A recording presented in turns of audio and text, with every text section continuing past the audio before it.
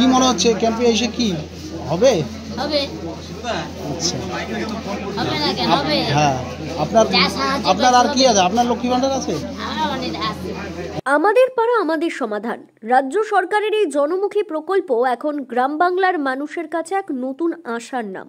সরাসরি সাধারণ মানুষের দোরগোড়ায় পৌঁছে যাচ্ছে প্রশাসন, আর সেই সুযোগ কাজে লাগিয়ে মানুষ তুলে ধরছেন নিজেদের বাস্তব সমস্যার কথা।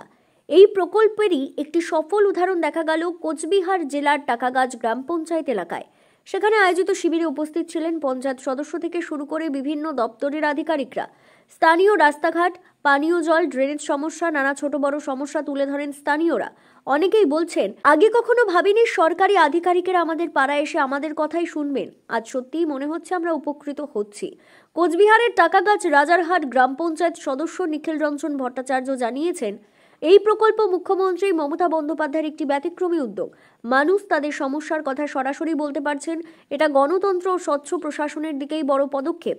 এমন অনেক সমস্যারই সমাধান সম্ভব হচ্ছে দ্রুত, যেমন ভাঙা রাস্তা সংস্কার, নলকূপ বসানো বা জল সরবরাহ প্রকল্পের উদ্যোগ। অনেক ক্ষেত্রেই সমস্যার স্থানেই মিলছে প্রাথমিক সমাধানের প্রতিশ্রুতি। এই প্রকল্প শুধু প্রশাসনের কাজকে আরও মানবিক করছে না, একই সঙ্গে মানুষ ও সরকারের মধ্যে বিশ্বাসের সেতুও গড়ে তুলছে। পাড়া থেকে যখন সমাধান মিলছে, তখন গ্রামবাসীদের মুখে ফুটে উঠছে স্বস্তির হাসি।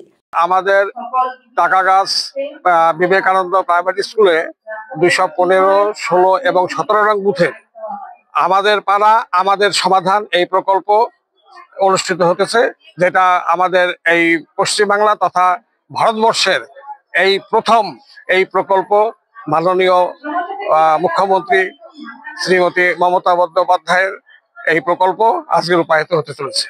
এখানে কি কি সমস্যা বেশি নিয়ে আসছে মানুষ? এখানে সমস্যা বলতে গ্রামের মানুষের সমস্যা গ্রামের মানুষই তুলে ধরবে, যেটা একটা গণতান্ত্রিক প্রক্রিয়া। গণতান্ত্রিক সরকারের যে পরিকাঠামো, যে মানুষই সর্বশেষ কথা, যেটা আমাদের মুখ্যমন্ত্রীর একটা স্বপ্ন পরিকল্পনা। তাই গ্রামের মানুষের কোন রাস্তাঘাটটা খারাপ আছে বা কার পানীয় জলের সমস্যা, কোথায় ড্রেনেজ সমস্যা, এই প্রকল্পগুলো বা লাইটের সমস্যা, পথবাতি, এই প্রকল্পগুলো এখানে জনসাধারণ তারা নিজ সমস্যা বলতে পারবে। আপনারা কোন দিকটাতে জোর দিচ্ছেন বেশি? আমরা বিশেষ করে জোর দিচ্ছি যেখানে আবর্জনা মুক্ত পরিবেশ যাতে গড়ে তোলা যায়, এবং ড্রেনেজ ব্যবস্থা, যেখানে আবদ্ধ জল জমা থাকলে যেখানে একটা টাইফয়েড বা ম্যালেরিয়া জাতীয় রোগ হতে পারে, মশা মাছির উপদ্রব হয়, সেই সমস্ত ড্রেনেজ গুলো পরিষ্কার বেশি জোর দিতে হবে। আর পানীয় জল যারা সোলার ট্যাঙ্কের মাধ্যমে যাতে আমরা ঘরে পৌঁছে দিতে পারি, ঘরে ঘরে পৌঁছে দিতে পারি, সেই দিকে আমরা বেশি জোর দিচ্ছি।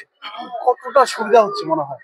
এতে জনসাধারণের বিপুল সাড়া পাওয়া যাচ্ছে, এবং আশা করি এই প্রতিটি বুথ যে আমাদের 10 লক্ষ টাকা করে দেওয়া হবে, সেই 10 লক্ষ টাকার মধ্যে যে ছোট ছোট সমস্যাগুলো আছে, যা প্রতিটি মানুষের সমস্যার সমাধানে সাহায্য করবে, তা আশা করি সেটা সরানো হবে। এই পর্যন্ত কতটা ক্যাম্প হলো? এ পর্যন্ত আমাদের ক্যাম্প 7টা ক্যাম্প হয়ে গেছে, আরো টাকাগাছ রাজারহাট অঞ্চলে আরো 5টা ক্যাম্প বাকি আছে। নাম? আমার নাম নিখিল ভট্টাচার্য, টাকাগাছ রাজারহাট গ্রাম পঞ্চায়েত একজন panchayat member. Bureau news, ABN 24/7, Cooch Behar.